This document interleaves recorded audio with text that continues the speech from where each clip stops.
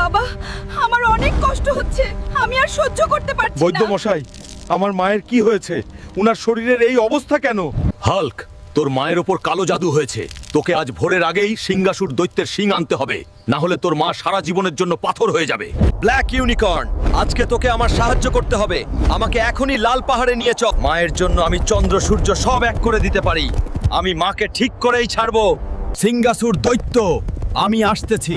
সিংহাসুর দৈত্য, তুই আমার মাকে জাদু করেছিস, আজকে তোর শিং ভেঙেই ছাড়বো। হাল্ক, দেখি তোর মাঝে কত জোর আছে।